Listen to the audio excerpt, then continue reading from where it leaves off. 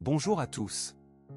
Les Japonais sont très attachés à leurs traditions et coutumes, et beaucoup les respectent scrupuleusement. Cependant, certaines traditions sont de moins en moins appréciées, notamment par les jeunes générations. Parmi celles-ci, on retrouve plusieurs exemples notables. 1. La célébration de l'arrivée des premières règles. Traditionnellement, l'arrivée des premières règles chez une jeune fille est marquée par la consommation de sekihan, un riz rouge cuit avec des haricots azuki rouges. Le rouge symbolise la joie et la célébration au Japon. Cette coutume, anciennement considérée comme un rite de passage important, est perçue aujourd'hui comme intrusive et embarrassante par de nombreuses jeunes femmes japonaises, qui préféreraient une plus grande discrétion concernant cet événement intime. Le fait que toute la famille, y compris le père et les frères, soit au courant est vécu comme une pression sociale supplémentaire, notamment pour les adolescentes. L'aspect peu appétissant du sekihan pour certaines, composé uniquement de riz et de haricots, ne fait qu'ajouter à l'inconfort. Cette tradition, autrefois répandue, est de plus en plus contestée et risque à terme de disparaître. On observe un changement progressif vers des célébrations plus discrètes et individualisées. 2. La position assise en seiza lors d'événements importants. Le seiza, qui signifie littéralement « s'asseoir correctement », est une posture traditionnelle japonaise consistant à s'asseoir sur les talons. Historiquement, le Japon ne connaissait pas la culture de la chaise, comme en Europe.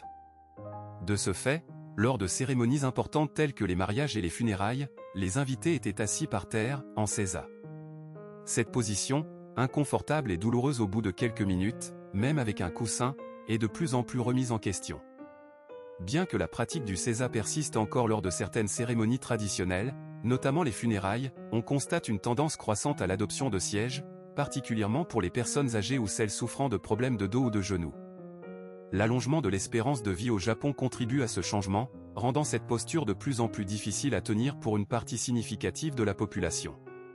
De nombreuses cérémonies, qu'elles soient funéraires ou nuptiales, s'adaptent et intègrent progressivement des chaises pour assurer un confort accru aux participants. La modernisation des pratiques funéraires, par exemple, se traduit par l'adoption de modèles plus occidentaux.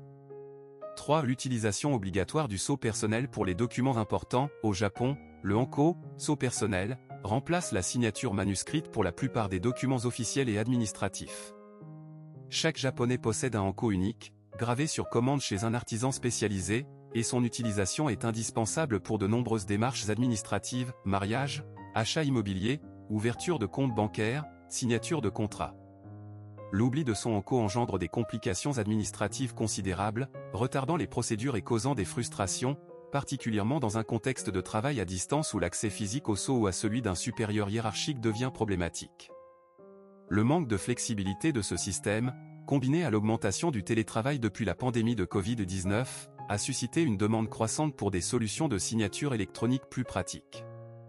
Si le hanko reste un élément incontournable de la culture japonaise et conserve sa valeur symbolique, son usage est remis en question par les jeunes générations qui aspirent à une simplification des procédures administratives.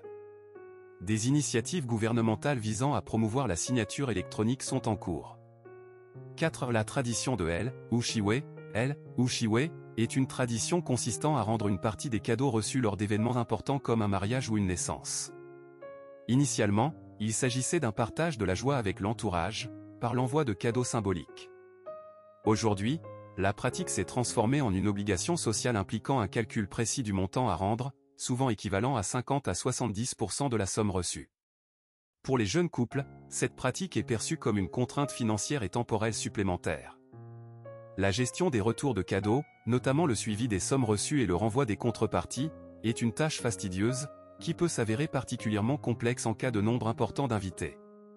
Des services spécialisés ont émergé pour gérer ce processus et proposer des alternatives sous forme de catalogue de cadeaux de contrepartie, permettant un choix plus personnalisé et atténuant les aspects administratifs et financiers.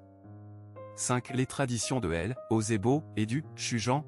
Ozebo et le Shujan sont des périodes où il est de coutume d'offrir des cadeaux de remerciement à ses supérieurs hiérarchiques, enseignants ou mentors. Ces cadeaux, loin d'être anodins, doivent être de qualité et souvent coûteux, notamment de la nourriture et des boissons haut de gamme. Cette tradition, perçue comme un fardeau financier important, notamment pour les jeunes actifs, est de moins en moins respectée. Le caractère obligatoire de ces présents, sans tenir compte du degré de relation ou d'appréciation, est une source de mécontentement, beaucoup préférant des relations plus authentiques et moins ritualisées. Malgré la baisse de popularité de ces deux traditions, elles continuent d'exister, reflétant une part de la complexité des relations sociales au Japon et la persistance de codes sociaux traditionnels.